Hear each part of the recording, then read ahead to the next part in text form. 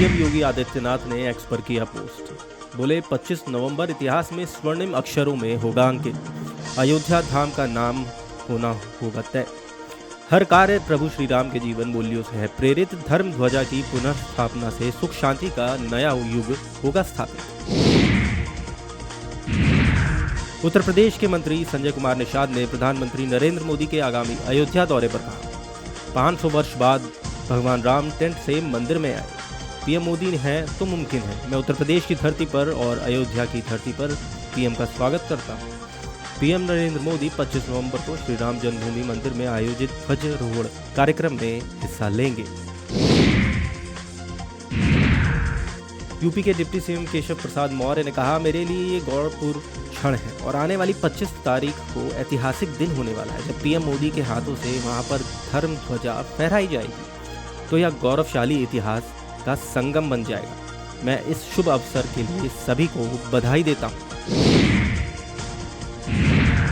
उत्तर प्रदेश सरकार में मंत्री दयाशंकर सिंह ने समाजवादी पार्टी प्रमुख अखिलेश यादव के बयान पर कहा, अगर किसी का नाम वोटर लिस्ट में 2 या 4 जगह है तो उसे हटाना चाहिए या नहीं।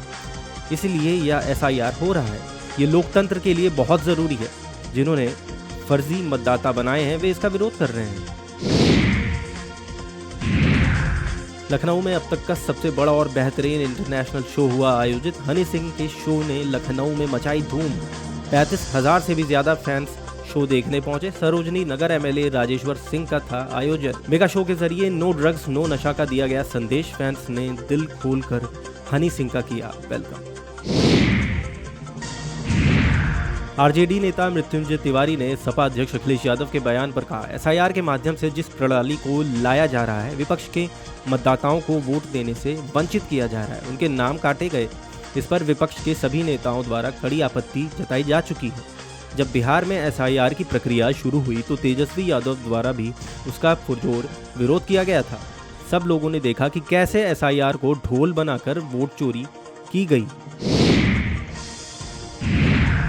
हरियाणा के मुख्यमंत्री नायब सिंह सैनी ने कहा, आज शिल्प से लेकर कृषि उत्पादों तक हमारी बहनों ने अपने कौशल से ऐसे सामान बनाए हैं जो हमारी समृद्ध संस्कृति परंपराओं को दर्शाता है। स्वयं सहायता समूहों के कामों की प्रशंसा खुद प्रधानमंत्री मोदी ने भी की है। मुझे खुशी है कि पीएम मोदी ने 28 जुलाई 2024 को मन की बात कार्यक्रम के दौरान रोहतक जिले के हथकरघा उद्योग की प्रशंसा की। उस उद्योग में लगी हुई हमारी बहनों की मेहनत और कौशल की भी पीएम मोदी ने खूब तारीफ की। तौकीर रजा के करीबी पर बुलडोजर कार्रवाई। आरिफ के प्रतिष्ठानों पर बीडीए की कार्रवाई। पीलीभीत रोड पर स्थित शोरूम पर हुई कार्रवाई। मौके पर भारी पीएसी बल पुलिस बल तैनात। कुल 16 दुकानों की मार्केट को किया गया ध्वस्त। कांग्रेस नेता संदीप दीक्षित ने जमीयत उलेमाए हिंद के अध्यक्ष अरशद मदनी के बयान पर कहा, ये जो सरकार आई है इन्होंने प्लानिंग के जरिए एक धर्म के खिलाफ, एक धर्म से जुड़े हुए पढ़े लिखे लोगों के खिलाफ अभियान चलाया। इसके साथ साथ उन्होंने जो समाज में सांप्रदायिकता फैलाई है उसमें भी कभी कभी हमारे कुछ ऐसे धर्म के लोग जिनको लगता है कि उनके साथ अन्याय हो रहा है।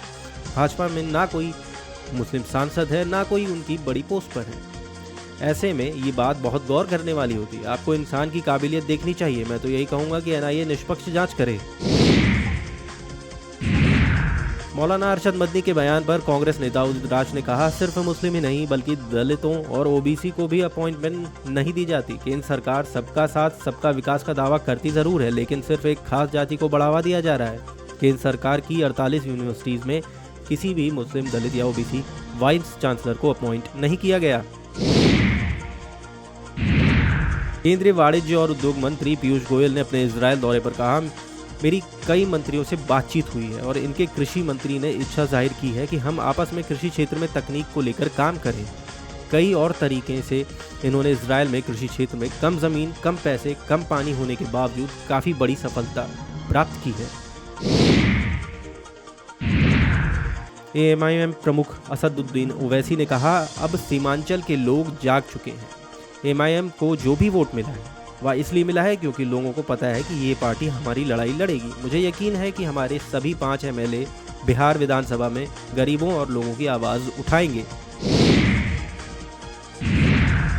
सीएम भगवंत मान ने अकाल पुरख का आशीर्वाद लिया। आप संयोजक अरविंद केजरीवाल भी साथ रहे मौजूद। गुरुद्वारा बाबा बूढ़ादल छावनी में अखंड पाठ साहिब है मौजूद। 25 नवंबर तक राज्य सरकार ने कार्यक्रम किया है आयोजित। श्री गुरु तेग बहादुर की 350वीं शहादत दिवस पर हुआ है आयोजित। कानपुर देहात की रनिया नगर पंचायत में समीक्षा बैठक में हुआ हंगामा। अध्यक्ष ईओ सभासदों के बीच हुई खूब जमकर नोकझोंक। सभासदों ने ईओ और अध्यक्ष पर लगाए गंभीर आरोप। अपने चहेतों को टेंडर देने का लगाया आरोप। विकास कार्यों की जानकारी नहीं दी जा रही। पुराने प्रस्ताव पर कोई कार्रवाई नहीं हुई। मंत्री प्रतिभा शुक्ला ने दोनों पक्षों को कराया शांत। बीजेपी जिला मंत्री हनी साहू पर लगा बड़े गबन का आरोप। समिति की एफडी राशि गलत तरीके से निकालने का आरोप लगा। 25 लाख रुपए का किया है गबन। कहा गया पूरी रकम एकल खाते में ट्रांसफर कर दी गई। 2 लाख की जमीन 26 लाख में खरीदकर फर्जीवाड़ा किया गया। हनी साहू समेत 8 लोगों पर केस किया गया दर्ज। विद्यालय प्रचार कामिनी झा, लिपिक राहुल साहू शामिल। बैंक प्रबंधक की मिलीभगत से एफडी की रकम निकाली गई। अरशद मदनी के बयान पर महाराष्ट्र के मुख्यमंत्री देवेंद्र फडणवीस ने दी प्रतिक्रिया। उन्होंने कहा, इस भारत में अब्दुल कलाम जैसे राष्ट्रपति हुए हैं। वे मुस्लिम वर्ग के असली आदर्श हैं, जिन्हें देखकर हमारा भी सिर आदर से झुक जाता है। वे हमेशा सिर उठाकर जीवन जीते रहे। उन्हें आदर्श के रूप में स्थापित किया जाना चाहिए।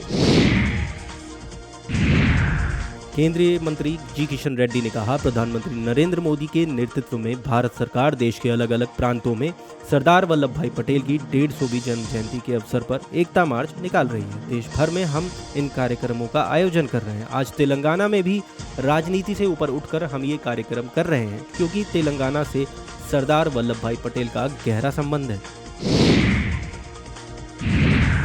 भाजपा नेता राम कदम ने पश्चिम बंगाल में एसआईआर पर कहा, ममता बनर्जी यदि विरोध कर रही हैं तो इसका कारण बड़ा स्पष्ट है। बंगाल में जो घुसपैठिए घुसे और उनके जबरन नाम वहां पर लिखवाए गए, क्या उनके नाम हटने का ममता बनर्जी को डर है?